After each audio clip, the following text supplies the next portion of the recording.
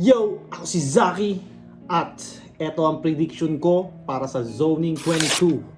Nga pala, kung wala pa kayong ticket, tangin na kung ako sa inyo, gumit na kayo ng ticket dahil napakaganda ng matchups, napakaganda ng mga laban na hinain sa atin ng Flip Top. Gaganapin to July 4, 2026.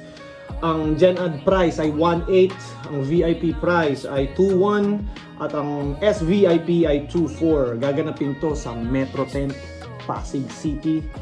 So sabi ko sa inyo, hindi kayo magsisisi sa lineup na to. At isabuhay din, dito rin gaganapin yung mga isabuhay matchups. Kaya sa unang laban ng gabi, Dave Denver versus Jamie Sykes. Pareha silang si Dave Denver na subaybayan ko to dahil sa FRBL champ to, 1-up. Si Jamie Sykes naman, alam ko matagal na tong battle rapper, parang rap lines days ko pa lang, parang nababasa ko na yung pangalan niya sa mga poster. Pero ito ko lang siya napanood nung parang sa Motus ata yun, tsaka sa Flip Top. Napanood ko yung laban niya kay Vicente. Para sa akin, Dave Denver to. Dave Denver ako dito sa Dave Denver versus Jamie Sykes, unang laban. Mas trip ko yung style ni Dave Denver. At yun, base pa lang sa resume, mas lamang si Dave Denver. Pero syempre, battle rap to. Hindi natin alam ang pwedeng mangyari. Pero yeah, feeling ko Dave Denver ang mananalo sa dalawang to. Para sa susunod na laban, Topher versus K-Ram. Tangina, parehas tropa to . Si K-Ram, alam niyo naman ang mga performance ni K-Ram. Minsan, pag hindi siya naghahanda, trip lang talaga, mag-freestyle, mag-choke, mag-stutter. Pero, nakita nyo naman pag handang-handa si K-Ram, nakita nyo naman yung mga kaya niyang gawin, kaya niyang mag-entertain talaga ng matindi. Yun, nung nakalaban ko siya, nag-viral kami, #1 trending ata kami noong mga panahon na yon dahil sa ganda ng pinakita niyang performance. Isa yun sa most viewed battle ko. Yun ata pinakamataas na views ng battle na kasali ako. Kay Topher naman, parang minsan nagiging active lang siya pag kasama niya si Cripply, parang once a year na 2-on-2 battles. Solid yung tandem nila ni Cripply. Ngayon ko lang siya parang makikita ulit mag 1-on-1. At pag sa 1-on-1, na alam ko naman yung style niya, comedy. At tangina mo, mahirap i-judge to, Topher versus K-Ram. Feeling ko magiging dikit to at depende sa magiging, feeling ko Topher. Baka kasi hindi inanda si K-Ram alam mo naman yun Posibleng alam mo yun, baka man-trip lang si K-Ram. Si Topher parang kahit sabihin mong comedy siya, well prepared siya lagi. So tignan natin kung ano mangyayari, pero tingin ko Topher, baka Topher. Para sa susunod na laban naman, Batang Rebelde versus 30. 30 nakalaban ko na rin. Champion ng Motus. At parang nanalo siya recently na saan ba to? Nanalo siya kay C9, tapos nanalo rin siya nung Royal Rumble. So kumbaga nasa momentum si 30. Si BR naman, ano bang last battle ni BR? Nakasama ko to si BR sa Bicol, sa ORB nung laban namin Cygnus. Ang hirap mamili Pero feeling ko sa big stage mas lamang si 30. Mas gutom din. Pero yun nga, hindi mo pwedeng i-underestimate yung pagiging veterano ni Batang Rebelde. Napakadami ng magagandang laban ang napakita ni Batang Rebelde. Kaya may veterano versus veterano versus medyo bago na kumbaga upgraded version ng mga dating gutom.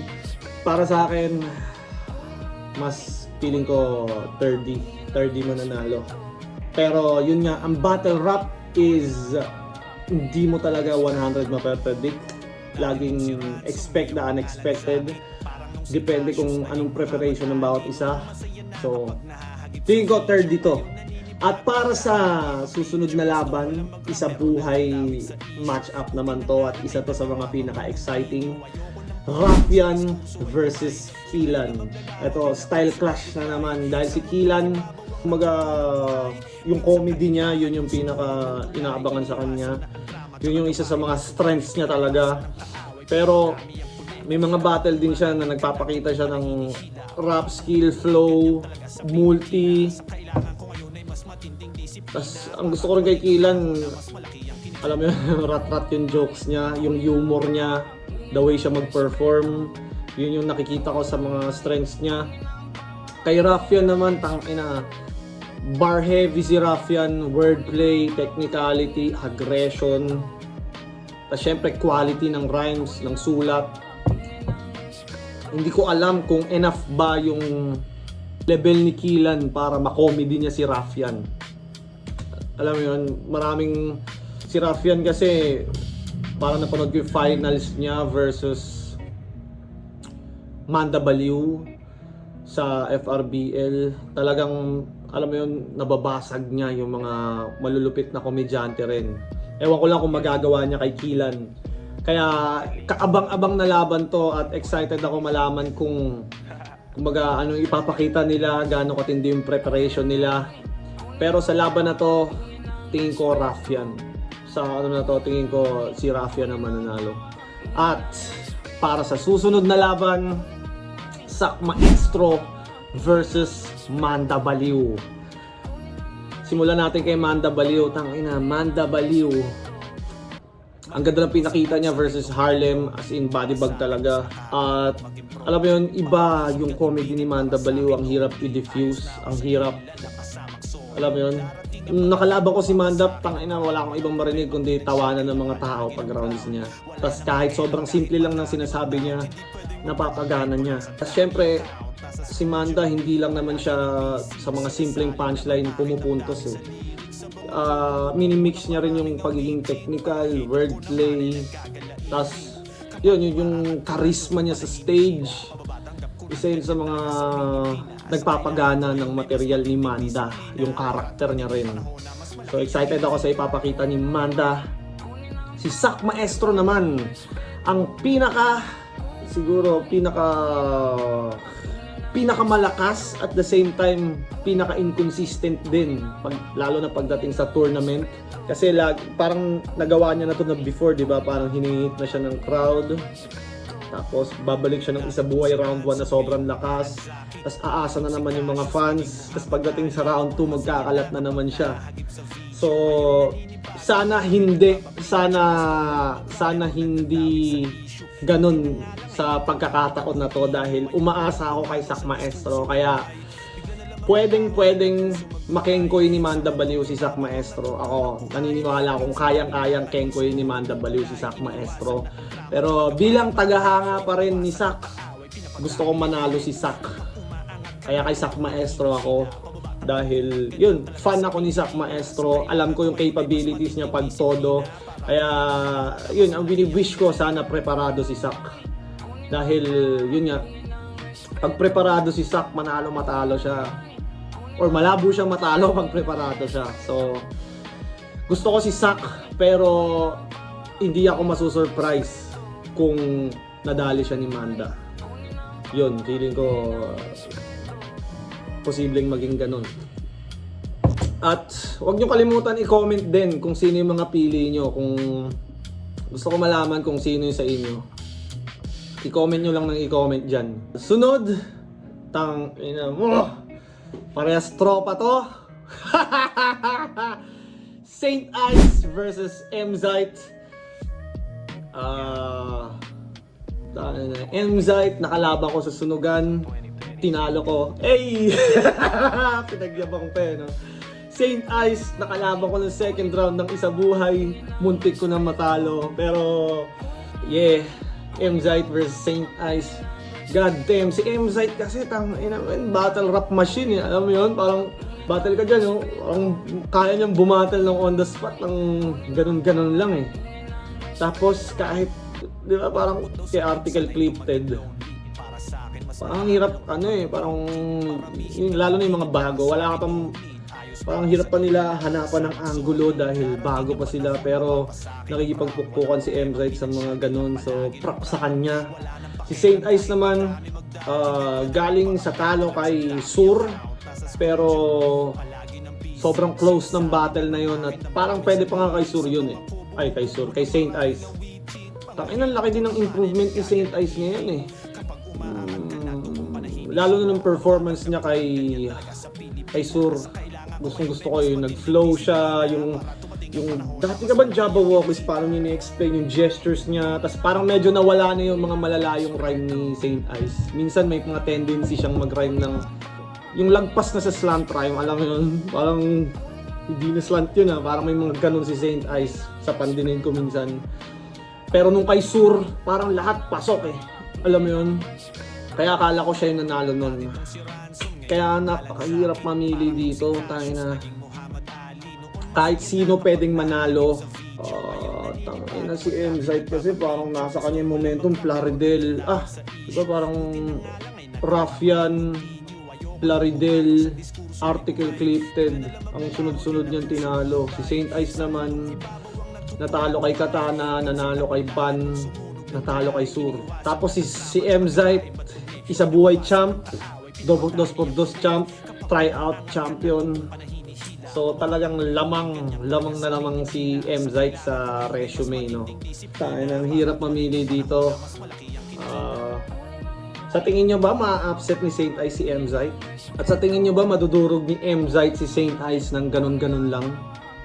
Parang, di ba? Tapos si Mzite at Saint Ice ay same height. So talagang dikit yung yung sige, ano lang to, sige,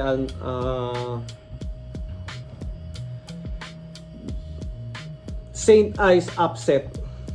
Sige, hula ko lang. Kasi kung resume, parehas naman silang magaling eh. Parehas naman silang, alam mo yun. Pero, panggulat lang, baka Saint Ice upset. Sige. Dahil ka-training ko siya sa MMA, baka lang. Pero most likely Mzite ang makakuha. Pero tingin ko Saint Ice upset. Sa tingin nyo sino mananalo? Gusto ko rin malaman yung opinion nyo sa mga match-up. Kasi alam ko iba-iba ang preference ng mga fans. Pwedeng salungat kayo sa akin. Pwede nyo lang i-drop yung pick nyo at bakit. Yun. At para sa co-main event ng Zoning 22, isa buhay match-up ulit. Poison 13 versus Unico. Si Unico parang muling nabuhay ang kanyang gutom after niyang parang sunod-sunod siyang natalo. Parang natalo siya sa akin, natalo siya sa Sequence. So parang yun nga.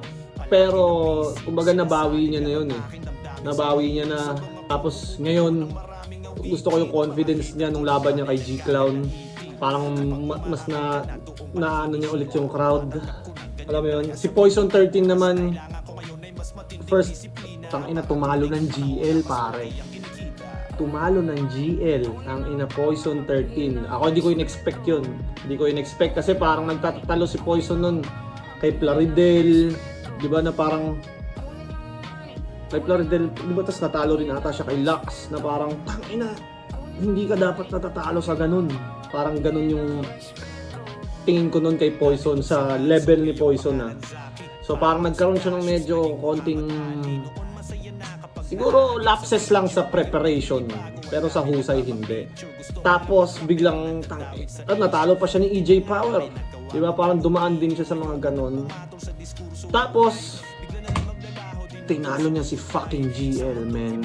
Na goddamn nang ginawa ni Poison 13 na yun. Nabilib ako kasi tinalo niya si Poison, tinalo niya si GL nung panahon na sobrang lakas ni GL. Like, di ba? Tangina yan, ang lakas ni GL kung alam niyo naman yun.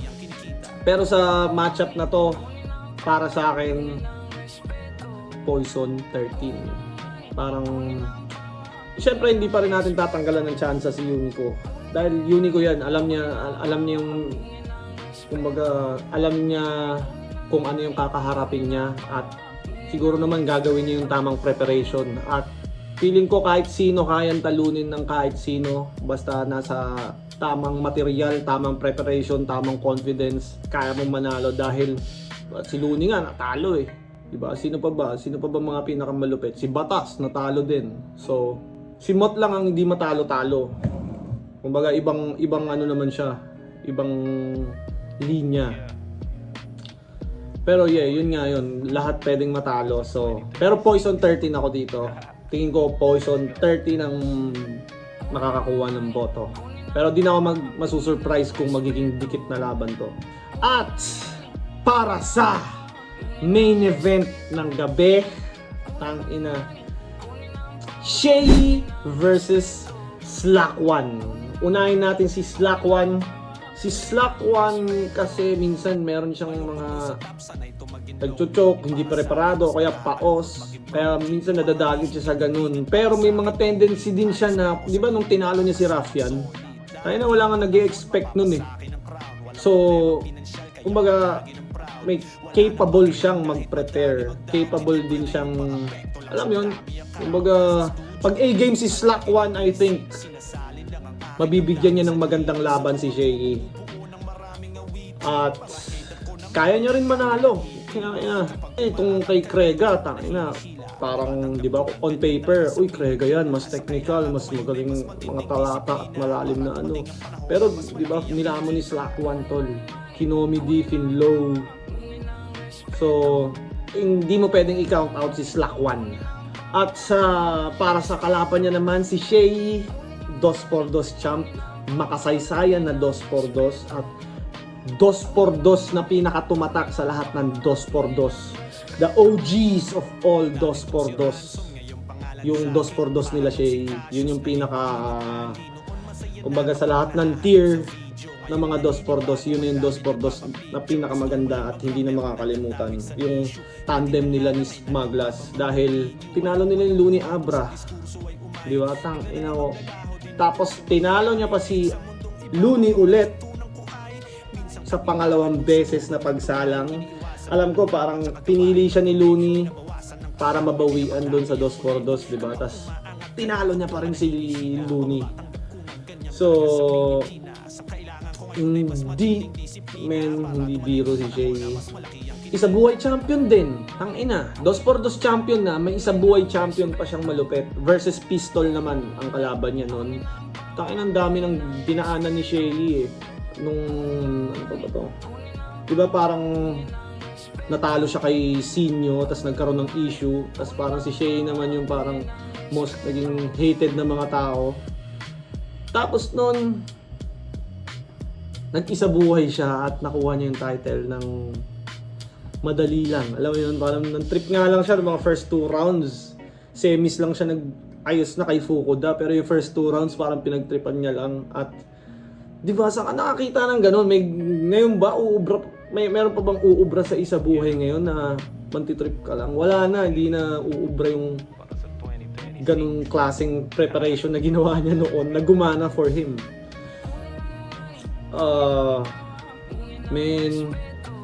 Tanginang yan.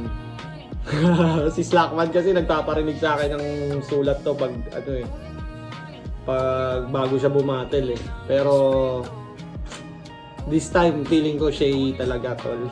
Pero depende sa preparation din ni Slack. Yun nga, lahat pwedeng matalo. Paano pag natalo ni Slack One si Shay? Tangina, pag natalo ni Slack One si Shay, god damn!